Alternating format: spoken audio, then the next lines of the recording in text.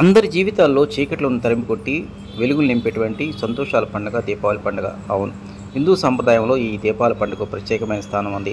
ఈరోజు చిన్న పెద్ద తేడా లేకుండా అందరూ ఎంతో సంతోషంగా ఈ పండుగను జరుపుకుంటారు. మరి ముఖ్యంగా దీపావళి పండుగ అంటే మనందరికీ గుర్తొచ్చేది బాణసంచ కాల్చడం అనేటువంటిది. ఈరోజు రాత్రి నగరం మొత్తం ఆనందంగా ఈ బాణసంచ కాల్చేటువంటి కార్యక్రమంలో నిగ్ధమైపోతారు. అయితే వాస్తవానికి ఈసారి మాత్రం రాత్రి వరకు అన్ని చోట్ల భారీ వర్షాలు పడుతున్న నేపథ్యంలోనే అసలు ఈ పండుగ జరుపుకుంటామా లేదనేటువంటి భయాందోళనలో వ్యాపార సమస్యలు ఉన్నాయి. కానీ ఉదయం నుంచి మాత్రం భారీ స్థాయిలో ఎండ అనేటువంటి పెరిగిన నేపథ్యంలో పండుగ బాగా జరుపుకునే అవకాశాలు, మరి ముఖ్యంగా ఈ వ్యాపారం బాగా జోరందుకుంటుందని వ్యాపార సంస్థలు భావిస్తూ ఉన్నాయి.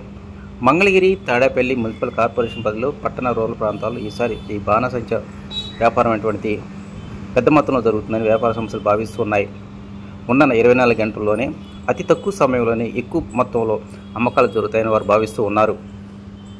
కాకర పువ్వొత్తులు, అవాయిస్వాయిలు, అదేవిధంగా అన్ని రకాల టపాసులు, చిచ్చుబుడ్లు, అన్ని రకాల ఐటమ్స్ సాధారణ ప్రజానికానికి అందుబాటులో ఉండే విధంగా ఏర్పాటు చేసినట్టు స్థానిక వ్యాపార సంస్థలు చెప్తూ ఉన్నాయి.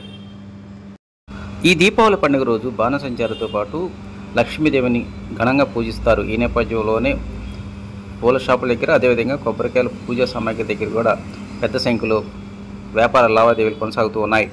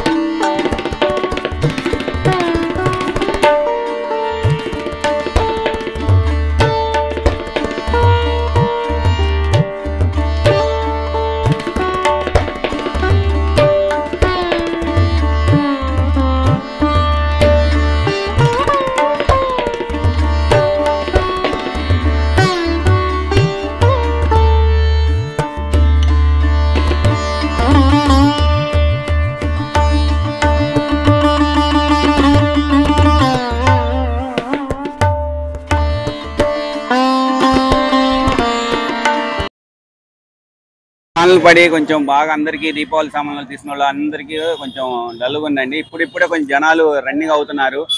మళ్ళీ ఏమైందో తెలియదు కానీ ఇప్పుడిప్పుడే రన్నింగ్ అవుతున్నారు. పండగ వాతావరణం కొంచెం ఇక్కడి నుంచి స్టార్ట్ అయ్యింది. అది రేట్లు మనకి మన సామాన్యుడికి అందుబాటులోనే ఉన్నాయండి. రేట్లు ఈ సంవత్సరం మనకి ఏమైనా కాకర పోతులైనా, పవర్ ప్యాట్ అయినా, మన చిచ్చురుబుడ్లైనా, తాళ్ళైనా సామాన్యుడికి మన మిడిల్ క్లాస్ పిల్లలకి మొత్తం పిల్లల ఐటమ్ మన దగ్గర ఉండేది చాలా చాలా తక్కువలోనే ఉన్నాయి మన దగ్గరగా.